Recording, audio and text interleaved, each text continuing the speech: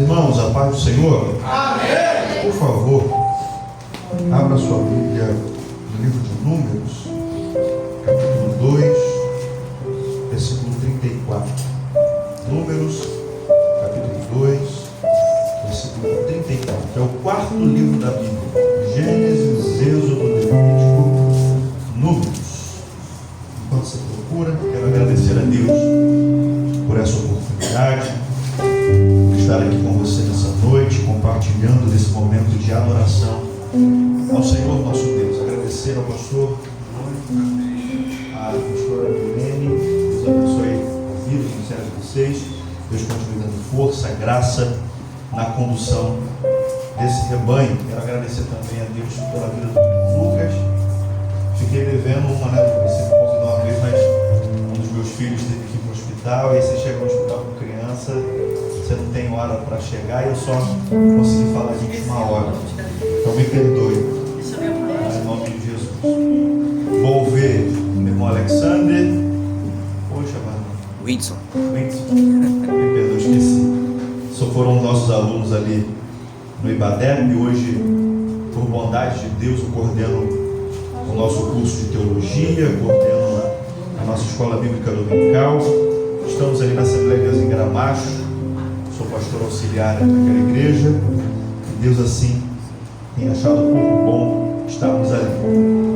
Irmãos, vamos ler Números capítulo 2, versículo 34, diz assim: E os filhos de Israel fizeram conforme tudo o que o Senhor ordenara a Moisés. Assim, assentaram o arraial segundo as suas bandeiras, e assim marcharam, cada qual segundo as suas gerações, segundo a casa de seus pais. Você pode se assentar adorando ao Senhor? Glórias a Deus. Estamos num culto de família e Deus já tem falado ao nosso coração. Desde o momento que dobramos os joelhos, já sentimos a presença de Deus aqui nesse lugar. Deus já tem ministrado algo sobre o nosso coração. E de tudo que foi falado, é o que nós trouxemos na mensagem hoje, para compartilhar com os irmãos. Então, Deus está no controle de tudo. Não foi nada combinado, mas Deus está na condução desse culto.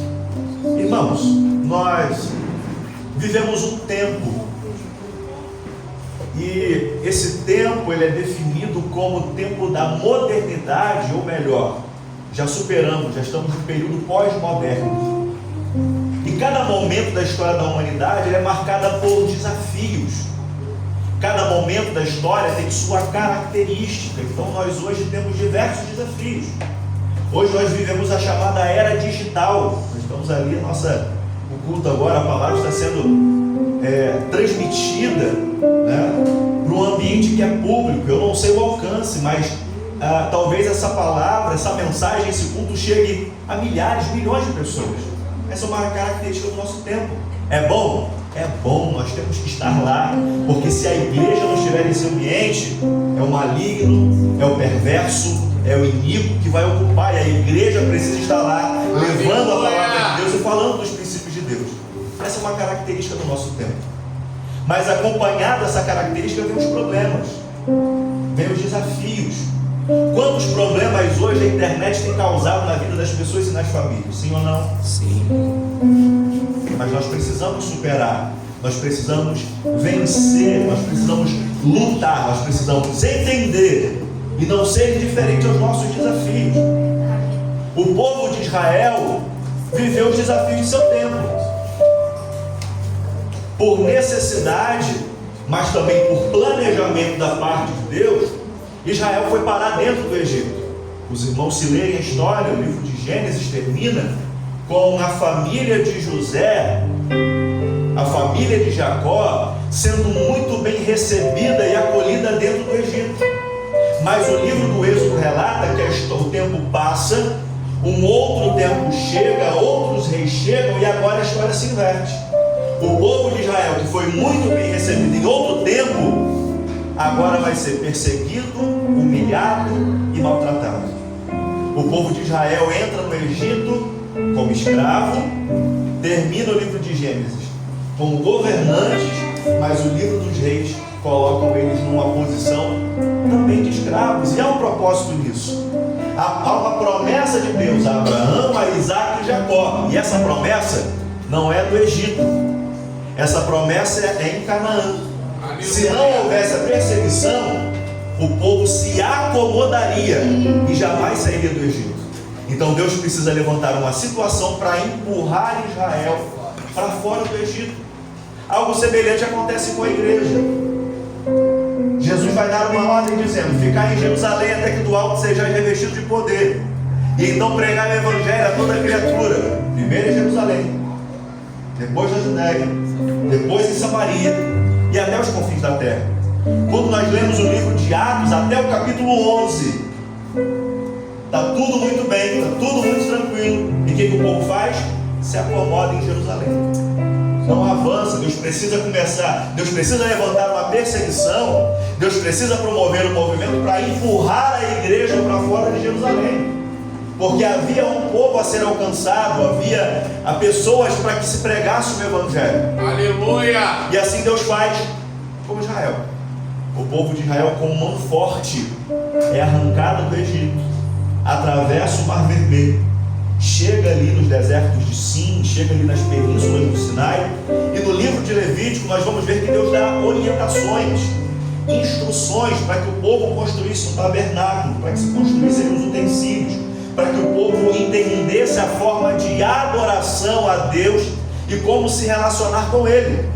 É interessante que quando nós vamos olhar para a forma ou para a estrutura que é montada, ali você tem um caminho. Você tem a porta da entrada da congregação, você tem ali a pia, você tem ali o altar, você tem ali o lugar santo, você tem ali o lugar santíssimo. Esse é um caminho que todo aquele que queria chegar próximo de Deus precisava fazer. Quem fazia naturalmente por uma ordem de Deus era o sacerdote, mas na missão de conduzir o povo até Deus, mas também de levar Deus para o seu povo. Aleluia. O caminho é perseguido, o caminho é trilhado, há uma caminhada. Quanto mais perto de Deus, mais santo deveria ser o homem que chegasse naquele lugar. E nós falamos aqui da Arca da Aliança, já foi falado no nosso culto.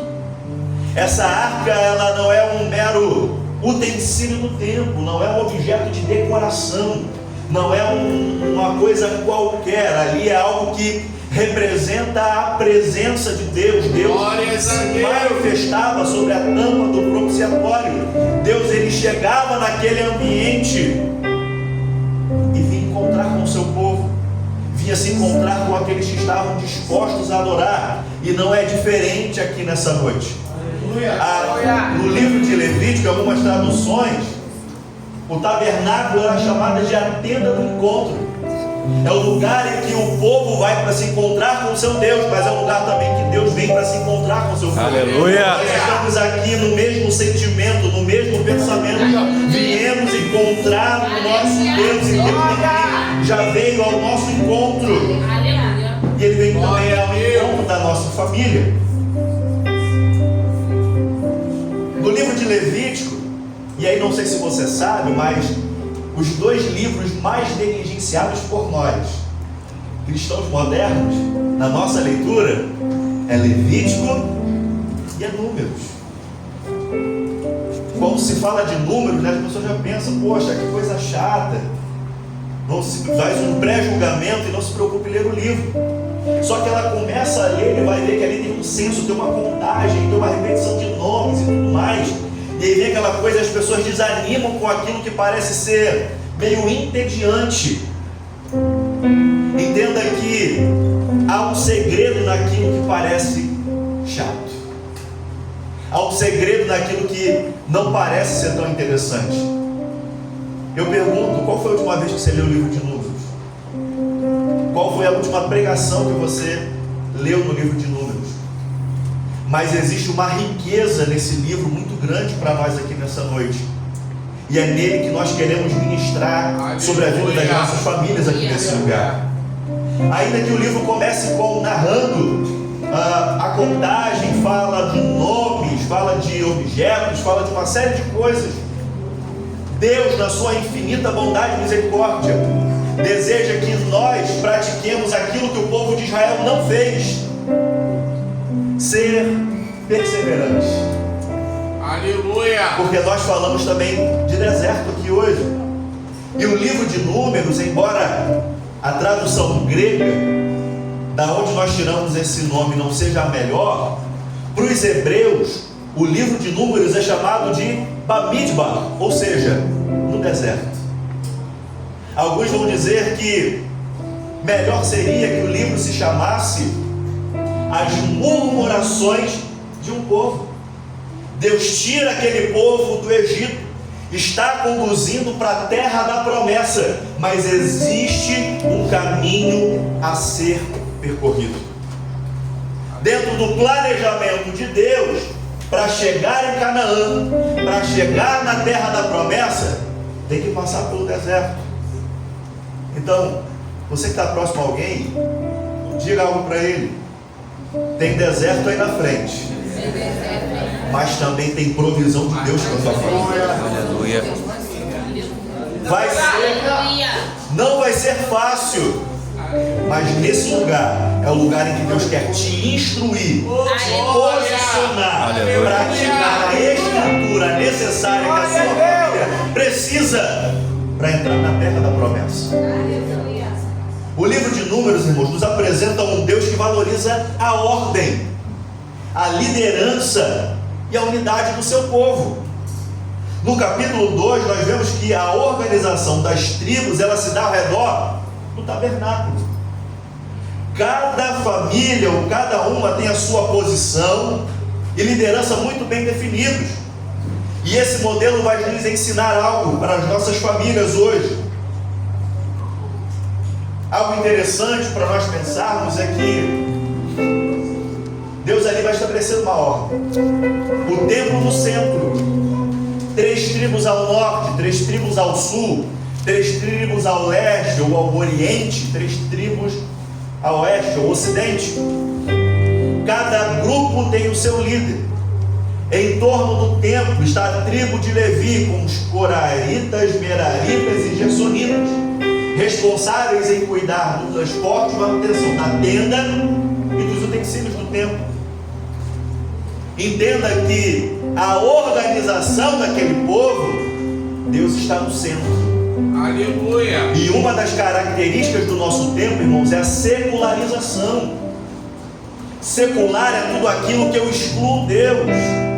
E o livro de Números, na passagem que nós estamos lendo, traz que Deus é o centro da vida do seu povo. Pensa num eixo de um caminhão. O caminhão é tão grande, um eixo que é proporcionalmente pequeno ao tamanho daquele caminhão, é o que coloca o caminhão em movimento. A nossa vida não pode ser diferente. Deus é o nosso eixo, é Ele quem nos move, é Ele quem nos direciona. Aleluia. É Ele quem nos tira do lugar de letargia, ou seja, nós estamos parados e quem nos coloca em movimento é Deus. Muitas pessoas hoje se movem por muitas coisas, mas não são movidas mais por Deus. Muitas famílias se movem por muita coisa, mas já não são mais movidas por Deus. Mas eu creio que nessa noite eu estou numa igreja diante de um povo. Aleluia. Que Deus ainda é o centro da sua vida. Maravilha. Deus é a razão que me move. Deus é a razão que move as suas famílias. Quando é Deus que nos move, nós precisamos entender que o nosso Deus, ele respeita papéis e deseja que nós façamos o mesmo. Deus, ele mantém a unidade, e esse movimento tem um propósito. A família, irmãos, deve se organizar ao redor da presença de Deus. Nós lemos capítulo 2, versículo 34. Cada um vai se organizar em torno do templo. O centro do acampamento não é, ou não era, em torno de um líder humano. Hoje nações se movem por causa de um grande líder. Eu não sei, talvez os irmãos estão acompanhando, mas teve uma mudança na presidência dos Estados Unidos. E o presidente está promovendo várias reformas, várias mudanças, várias tributações, coisas que afetam inclusive a nossa vida. Ele está lá longe, está lá na América do Norte, está lá nos Estados Unidos, mas algumas decisões que ele toma lá afetam a gente aqui, na questão econômica, na questão tributária. E aí tem gente se descabelando, né? Não é o meu caso. E aí não é só porque eu não tenho cabelo, tá, irmãos? Tem gente se preocupando, tem gente se angustiando por conta disso, porque existem nações que se movem em torno de um homem. Pode ser um grande líder, pode ser uma pessoa de muita influência, está sentado numa cadeira que hoje move o mundo, entenda o mundo como sistema. Mas nós, a igreja, os filhos de Deus, aleluia, não somos movidos por nós. Glória a Deus, aleluia. O centro da nossa vida continua sendo o Senhor. Aleluia. O centro da nossa família continua sendo o Senhor. Então é o Senhor que está movendo as nossas vidas. E é por isso que não pode haver preocupação no meu coração. Uma vez que nós entendemos isso e trazemos para a nossa casa, trazemos para a nossa família, nós vamos entender que a nossa família tem um líder, sim ou não? Sim. Tem um líder humano, que é o marido, que é a esposa, que é o pai, que é a mãe, mas existe alguém que é maior e está no controle de tudo. Aleluia. Nós não movemos por causa da liderança humana, nós nos movemos pela liderança de Deus. Então a nossa vida, ela funciona em torno daquilo que Deus é e daquilo que Deus faz. Se nós queremos ser uma família forte, se nós queremos ter uma família forte, o centro da nossa vida, ou a nossa vida, ela não pode se mover por causa dos bens materiais. Quantas famílias estão sendo destruídas porque se movem em torno dos bens materiais? Certamente você conhece alguém que brigou com a família por causa de um pedacinho de terreno, por causa de uma herança que alguém deixou, por causa de alguns míseros reais deixados na conta do falecido. Famílias que se moviam por causa dos bens. Enquanto não tinha que dividir nada, estava tudo certo. Mas agora que tem que dividir, isso se tornou um problema. Aí lembra de Números que eu falei que ninguém lê? Sabe qual é a história que está lá? Das filhas de Zelofiade. E olha o que Deus faz. Havia uma sentença. Se na família de um homem não houvesse herdeiros homens, a herança passava para qualquer outra pessoa. Mas as filhas de Zelofiade, a gente precisa falar sobre isso porque a mensagem vai nos levar para isso, se posicionam. E elas vão rogar a Moisés para que Moisés fizesse algo em seu favor. E aí a sentença final vem de Deus, dizendo: olha, a partir de hoje, a herança também pode ser dada às mulheres. Aleluia. O Senhor nosso Deus é aquele que muda sentenças. Aleluia. O Senhor nosso Deus é aquele que muda destinos. Enquanto uma família se destrói por causa da partilha dos bens, porque se movia em torno dos bens, olha o que Deus está fazendo no meio do povo de Israel, está mudando a sentença, porque alguém entendeu que a nossa vida não se move por causa dos bens dessa terra, a nossa vida se move por causa do Deus que vai ser glorificado. Glória a Deus. Uma família que quer ser forte, ela não pode girar em torno de tradições humanas. Alex, tradição é ruim? Não. Só que não pode nos mover. Na nossa família nós temos uma tradição que todo aniversário, seja meu, da minha esposa, dos nossos filhos, até de casamento, a gente prepara um café da manhã. Vai lá, pega aquela louça que geralmente fica guardada, que é bonito, faz uma fruta, corta uma variedade de frutas, compra bolo, compra pão. Então os meus filhos hoje, no dia do aniversário, já deu uma expectativa. Tem café. Aleluia. É uma tradição. Mas pastor Alex, se faltar o pão, se faltar a louça, não vai faltar a oração de gratidão. Aleluia. Porque as coisas materiais podem até um dia faltar na nossa mesa, mas não pode faltar a presença de Deus que nos move. Existem famílias que se movem por desejos individuais. E aí eu não sei se os irmãos sabem, mas os que já casaram, quando foram lá no cartório, você precisa fazer uma opção. Você precisa dizer qual é o regime de bens que você quer casar. E aí você tem a comunhão parcial de bens, você tem a comunhão universal de bens, e você tem a separação de bens. A comunhão parcial é que a partir do casamento, tudo aquilo que marido e mulher conquistaram é dos dois. Comunhão universal fala que tanto os bens anteriores quanto os presentes pertencem aos dois. E a separação de bens é o que é meu, o que é seu é seu. E aí nós vemos que quantas famílias, quantos casais estão sendo destruídos, chegam no casamento, chegou lá no cartório, botou não, comunhão parcial de bens. O que é meu é seu, o que é seu é meu.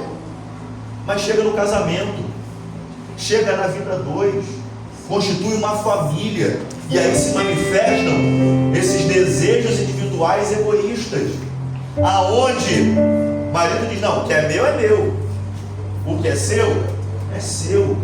E aí entende, irmãos, que uma também das características do nosso tempo é o individualismo, e Deus nos chamou para viver em comunidade. Deus, quando chama a família, não chamou uma tribo, chamou as 12. Poderia simplesmente ter chamado a tribo de Judá, como nós vamos ver no final, que sobra basicamente Judá e Benjamim, mas não é pela vontade de Deus que isso acontece. 10 tribos somem do mapa no Novo Testamento, ficam apenas 2, Judá e Benjamim. Era esse o plano de Deus? Não. O projeto de Deus era para a família de Jacó. Então estava Rubem, estava Simeão, estava Dan, estava todos os outros. Mas por uma escolha deles, por querer satisfazer os seus desejos egoístas individuais, veio uma destruição sobre aquela família. Você lembra que nos dias de Roboão, filho de Salomão, Jeroboão, filho de Nebate, vai trazer uma proposta: rei, tira um pouco da nossa carga, nós já trabalhamos muito para manter o luxo do palácio de Salomão, então tira, né? Os irmãos sabem a história, e aí há uma divisão, e aí Roboão consegue arrastar consigo 10 tribos, e a primeira atitude de Roboão é, para o povo não se dispersar, ele levanta um altar em Betel, e ele levanta um altar em Samaria, desviando o povo da fé original. E aí lembra que a gente falou, às vezes aquilo que é enfadante, chato, cansativo, a gente tende a desprezar. E aí o povo, para se manter no conforto, não vou descer a Jerusalém, deixa eu ficar por aqui mesmo. Aí entra naquilo que o irmão falou, o comodismo. A gente se acomoda, a gente não tem o esforço, a gente não faz força por aquilo que talvez não nos seja agradável. E aí quando a gente fala de repetição, né, genealogias e tudo mais, olha que coisa extraordinária. Gênesis capítulo 5, você já leu? As genealogias que tem lá. E aí vai dizer que viveu fulano de tal tantos anos e gerou filhos, e depois que gerou filhos, viveu mais não sei quantos anos e morreu. E aí você tem uma repetição, vai se repetindo, se repetindo, se repetindo, e aí você não entende, Senhor, mas o que é isso, essa coisa chata? Só que se você perseverar, se você buscar em Deus, você vai ver algo extraordinário. Essa repetição que há ali é uma marca e uma expansão do pecado e da morte. Por quê? Todo mundo vem, vive e no final qual é? Morre. Mas o segredo é viver. Existe um homem que a Bíblia vai dizer que ele anda com Deus e ele toma para si. Aleluia! No lugar aonde o pecado e a morte está reinando, aquele que decide andar com Deus tem poder e tem vitória sobre a morte e sobre o pecado. Aleluia! Perseverança. O povo de Israel foi chamado para a vida. E aí quando você olha o livro de Números, que vai retratar um período de 38 anos, e aí entenda, irmão, não era um projeto de Deus 38 anos no deserto. Entenda, deserto é necessário, mas deserto é lugar de passagem. Você vai passar. Na igreja tem um irmão que falou, ele falou que se ele pudesse construir uma tenda no deserto. Eu falei, está repreendido, eu não quero isso para mim. Deserto a gente passa, a gente aprende e vai embora. Aleluia. É caminho, não é para fazer tenda. Aprendeu, vai embora. Mas se não aprendeu, 38 anos. E o povo de Israel é conduzido ao deserto para aprender a perseverar, a ter fé, a ser dependente de Deus. Eles precisavam ali se organizar de maneira tal que essa fé se manifestasse.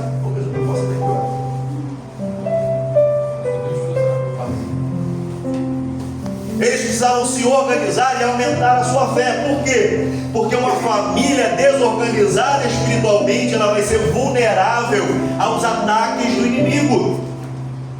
Então entenda que você precisa organizar a sua vida, organizar a sua família, porque a desorganização espiritual te coloca numa situação de perigo, de vulnerabilidade. Brechas são abertas. Entenda o seguinte: o nosso Deus é educado, ele bate a porta, mas o diabo não, ele entra por brechas. E quando a gente desorganiza a nossa vida espiritual, brechas se abrem. Cada membro da família, irmãos, tem um papel fundamental.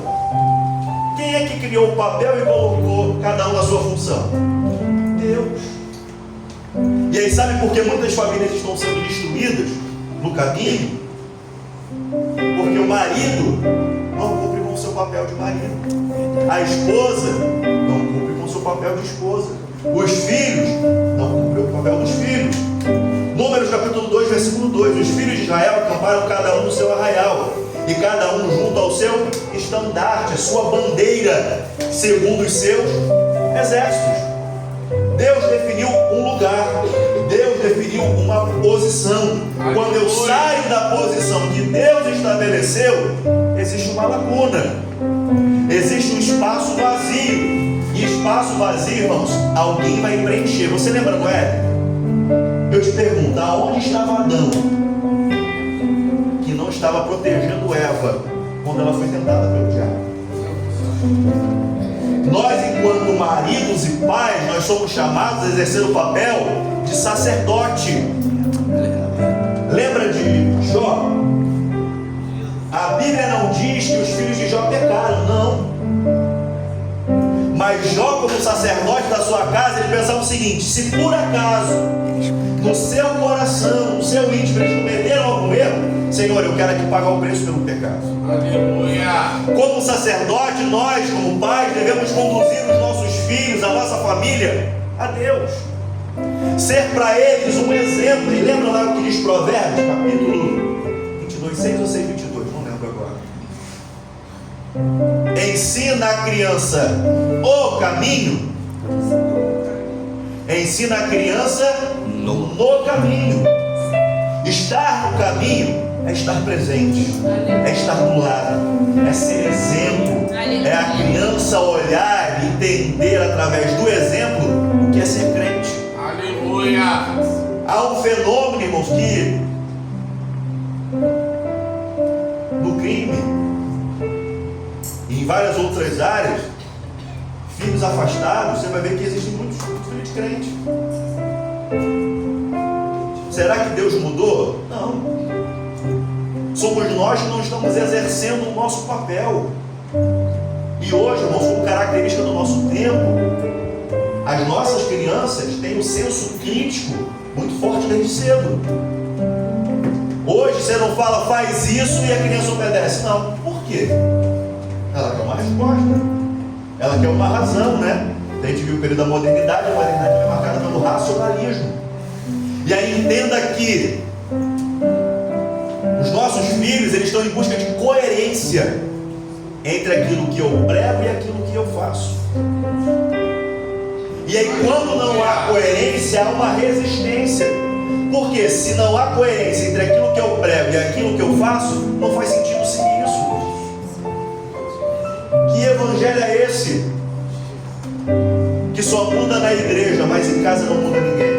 Aleluia. Que evangelho é esse que eu visto uma capa e aqui eu sou uma coisa, na minha casa eu sou outra? Que evangelho é esse que muda a linguagem, né? Porque tem gente que fala o crentez, o varão.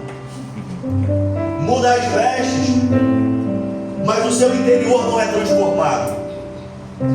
Existe hoje os chamados cristãos nominais. Sabe o que é isso? É o crente que é só no nome, porque na sua vida prática, as suas atitudes não demonstram nada de Cristo. E os nossos filhos estão olhando para nós e estão buscando coerência. Cadê o Jesus que transforma? Cadê o Jesus que liberta? Cadê o Jesus que cura? Cadê o Jesus que trata? Aleluia. Porque os nossos filhos, irmãos, vão perceber Jesus a partir da nossa vida. Aleluia. E através do nosso exemplo. Então ocupe o seu papel, ocupe o seu lugar. Deus te deu uma missão e um dia você vai ter que prestar conta disso. Aleluia. Talvez você não seja pastor, talvez você não seja obreiro, talvez você não seja líder de nada, mas você é líder da sua casa, você é líder da sua família. Existe um rebanho que, por mais que você não seja pastor ou pastora, você vai ter que apresentar diante de Deus. Esse rebanho se chama filhos.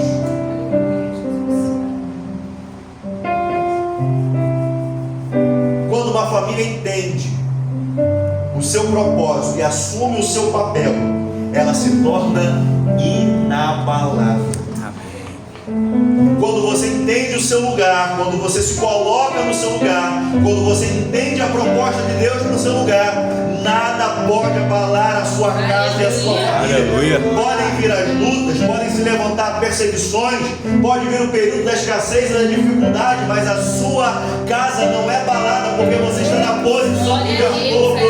E quando nós honramos a posição que Deus nos coloca, Deus ele vai nos honrar. O nosso Deus é um Deus que preserva ou preza pela unidade, porque a unidade, irmãos, ela traz proteção e nos permite também avançar. Alguns estudiosos vão dizer que esse formato, que é triangular, da organização do povo de Israel, Ramsés II, que é um possível faraó contemporâneo de Moisés, usa essa mesma formação na sua luta contra a Síria, e ele sai vitorioso. E aí olha que interessante, Deus está dando orientação. Moisés, assim, tal, organiza o povo. Essa é a forma que Moisés talvez, imagino eu. Bem, eu conheço isso aí. Às vezes a gente quer que Deus faça algo extraordinário, sobrenatural, que Deus mova céus e terra. Mas Deus às vezes quer usar algo que é comum. Algo que é corriqueiro no nosso dia a dia para trazer grandes transformações. Deuteronômio capítulo 6 vai dizer o seguinte: ensinar a criança aonde? No caminho, sentado à mesa, quando se levantar, quando se deitar. O que é isso? É o comum da vida. É isso que vai trazer um real impacto na vida da nossa família e dos nossos filhos. Não adianta esperar somente o extraordinário, o sobrenatural, se no ordinário, nas coisas comuns, nada está acontecendo. A disposição das tribos ela não era aleatória, elas estavam estrategicamente posicionadas. Uma família que se mantém unida contra as investidas do inimigo, ela é mais forte. Você lembra no Salmo 126, 127, quando fala sobre os filhos são a herança do Senhor? Bem-aventurado é o homem que enche a sua aljava, porque ele, se for confrontado na porta, ele tem mais autonomia, tem mais... A ideia ali é o seguinte: um pai com muitos filhos, ele tem basicamente um exército pessoal. E uma vez que os filhos unidos estão ali, o que eles fazem? Se protegem, eles se defendem. A igreja funciona da mesma forma. Nem sempre eu estou forte, e é por isso que eu preciso do meu irmão do meu lado para me dar a Aleluia! Estou contigo. Às vezes eu estou sofrendo ataque do inimigo, e aí alguém se levanta: não, eu vou orar pela sua vida, eu vou orar pela sua casa. Maravilha! A nossa posição na igreja é de irmãos. Lá no seminário eu sempre explico: o que me diferencia enquanto pastor dos demais irmãos? Eu sou melhor? Não. Eu sou mais bonito? Não. Eu tenho o quê? O que nos diferencia? O nosso grau de responsabilidade. Eu vou ter que dar conta das almas das pessoas que o Senhor me confiou. Responsabilidade. Não me faz melhor nem pior. Então, o que nós somos ali? Somos todos irmãos. E como irmãos, a gente precisa se ajudar em oração, no encorajamento, dando uma palavra de ânimo, dando cobertura através da oração, nos organizando, entendendo o seguinte: uma vez que nos unimos, uma vez que estamos em unidade, o diabo não pode nos ferir, o diabo não pode nos tocar. Ele pode até tentar, mas juntos nós somos mais fortes. A desorganização e a divisão dentro do lar abrem brechas para o fracasso espiritual. E aí toda vez que a gente fala sobre divisão, me vem à mente a cisterna rota. A gente está falando de deserto. A cisterna, ela funciona para reter a chuva. A cisterna no deserto, quando vem a chuva, o que ela faz? Acomoda ali a água. E água no deserto é o quê? Bênção. E aí uma cisterna rota, uma cisterna rachada, o que acontece? A água até desce sobre ela, mas o que acontece? Ela vaza. É igualzinho na família, uma família dividida. Deus até está derramando a bênção, mas porque ela está rachada, a bênção de Deus está escoando. Na igreja a mesma coisa, Deus está aqui, está derramando a sua bênção, mas se uma igreja estiver dividida, o que acontece? A bênção de Deus escapa por entre os nossos dedos. Então a organização da nossa família, a organização da nossa vida espiritual, a nossa organização da igreja vai fazer capaz de ter um sucesso espiritual. E o que é o sucesso espiritual que eu estou falando? É hoje ter a capacidade de reter as bênçãos de Deus. Aleluia. Quando Deus nos conduz no deserto, é para nos preparar. Deus está nos preparando para conter as bênçãos de Deus. Aleluia. Famílias desunidas se tornam presas fáceis para o inimigo, mas famílias organizadas se tornam fortalezas do reino de Deus. Aleluia. Deus chamou a tua casa e a tua família para ser uma fortaleza, aonde pessoas possam chegar lá e encontrar abrigo, encontrar Glória, encontrar alimento. Talvez na família dela ela não tenha, talvez seja a sua que vai servir de abrigo para alguém.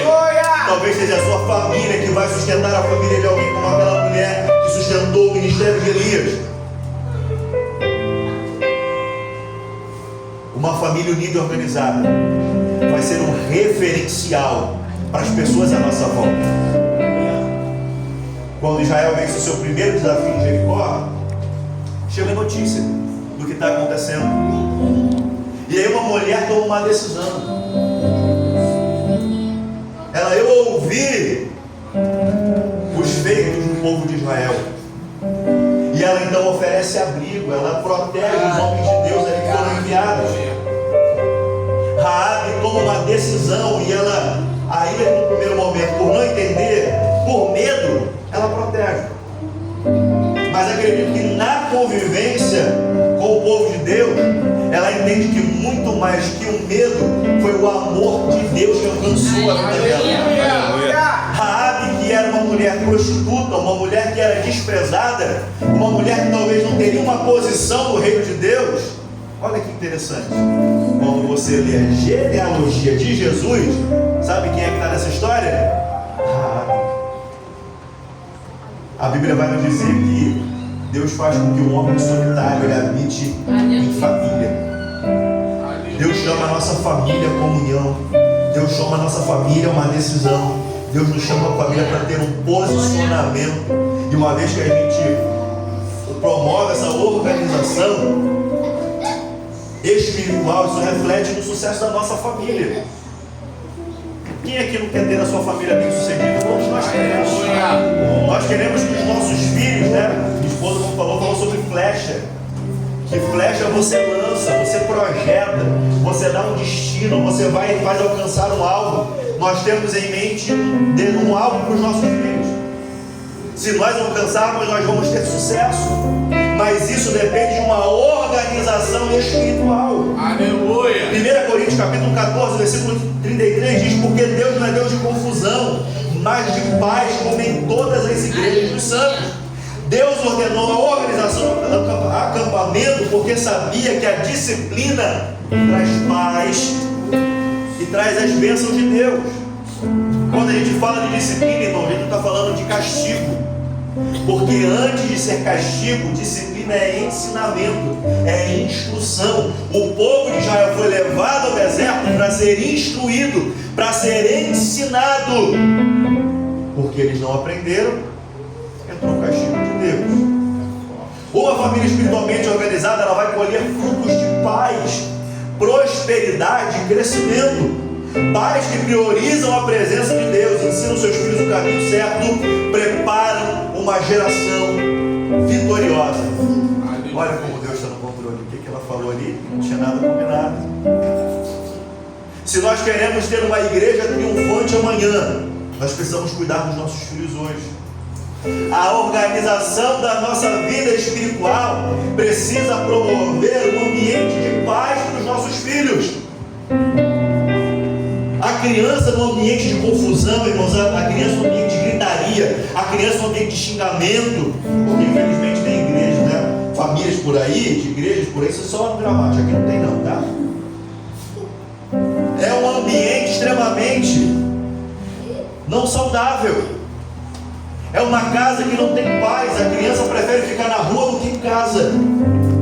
É a esposa que prefere que o marido fique na rua do que ele volte para casa. É o marido que não tem satisfação de estar no seu lar, ele prefere ficar na rua. Uma vez que nós corrigimos isso, e a nossa casa é organizada espiritualmente, fruto de paz são colhidos dentro do nosso lar. A prosperidade, a bênção de Deus chega sobre a nossa casa. E é natural que um lugar de paz e crescimento, ou de prosperidade, o que acontece é que há um crescimento. Os nossos filhos podem ir além do que nós alcançamos. Os nossos filhos podem alcançar lugares que nós não alcançamos. E Deus está chamando uma geração para que ocupe lugares estratégicos na nossa nação. Aleluia. Porque se não é o filho dos crentes, quando eu digo filho do crente, crente de verdade, irmãos. Porque tem crente na política, mas que não é crente. Tem crente no serviço público, que não é crente. Tem crente em várias esferas da sociedade, mas que dão mau testemunho. Não, estou falando de crente de verdade. Deus está nos chamando para organizar a nossa casa, para gerar filhos crentes de verdade. Sabe que padrão? Padrão Daniel. Aonde eles vão chegar em ambientes que o ambiente não define quem eles são. Não, é o que eles são que definirá o ambiente.